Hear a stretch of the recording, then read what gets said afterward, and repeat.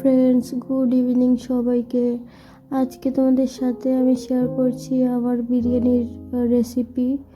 এখানে কিন্তু আমি লবণ, হলুদ, বিরিয়ানি মশলা, টক দই সব কিছু দিয়ে মাংসটাকে ভালো করে ম্যারিনেট করে নিচ্ছিলাম। ম্যারিনেট করে কিন্তু মাংসটা বেশ খানিকক্ষণ রেখে দিতে হবে। যত ভালো ম্যারিনেট হবে তত ভালো কিন্তু মাংসটাতে টেস্ট লাগবে আর কি। আর এখানে দেখো আমি বিরিয়ানিতে দেওয়ার জন্য আলু, তারপর চাল এগুলো ধুয়ে কিন্তু ভালো করে জল ঝরিয়ে রেখেছি। এই সাইডে আমি একটা কড়াইতে কিন্তু বেরেস্তা করে নিচ্ছিলাম।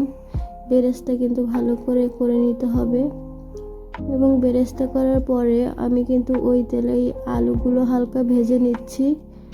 বিরিয়ানির আলুটা বেশি ভাজা হলে কিন্তু বেশ ভালো লাগে।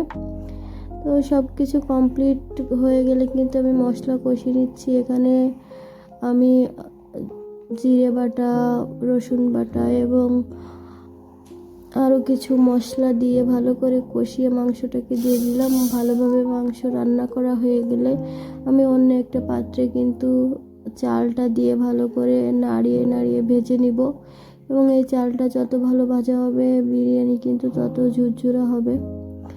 তো চালটা ভালো করে ভাজা হয়ে গেলে কিন্তু এর মধ্যে মাংসটা দিয়ে ভালো করে নাড়িয়ে নাড়িয়ে আর একটু কষিয়ে নিতে হবে। আর যেহেতু আমি মাংসে হালকা হালকা ঝোল রেখেছিলাম, তো এটা কিন্তু ভালোভাবে কষিয়ে নিতে হবে যাতে কোনো ঝোল ঝোল ভাব না থাকে। এরপরে পরিমাণ মতো কিন্তু জল দিয়ে দিতে হবে এবং জলটা গরম জল হলে বেটার হয়, তাহলে আর কি সব কিছু পারফেক্টলি হবে। তো জল দেওয়ার পরে কিন্তু আমি হালকা একটু কষিয়ে নিয়ে তারপর বেরেস্তা, কাঁচা ঝাল এইগুলো দিয়ে ভালো করে দমে বসিয়ে দিয়েছি এবং ভালো মতো দমে হয়ে গেলে আমি কিন্তু ঢাকনাটা খুলে তোমাদেরকে দেখিয়ে দিচ্ছি কি সুন্দর একটা লুক এসেছে। আর তোমরা এখানে সব কিছু পারফেক্টলি দেখতে পারবে, একদম আলুগুলো সুন্দর করে গলে গিয়েছে, মাংস পারফেক্টলি কুক হয়েছে এবং চালটা দেখো কি সুন্দর ঝুরঝুরা হয়েছে এবং এই বিরিয়ানিটা খেতে কিন্তু দুর্দান্ত হয়েছিল। আমি কিন্তু এটা আমার মায়ের রেসিপি তোমাদের সাথে শেয়ার করলাম। তো তোমরা যারা শর্টকাটে ভালো স্বাদের বিরিয়ানি রান্না করতে চাও তারা কিন্তু এই প্রসেসে রান্না করলে বিরিয়ানির স্বাদ একদম অথেন্টিক পাবে। সব কিছু মিলিয়ে খেতে কিন্তু খুবই ভালো ছিল আর খুব গরম গরম খেতে পেরেছিলাম, যার কারণে খুব ভালো লাগছিল।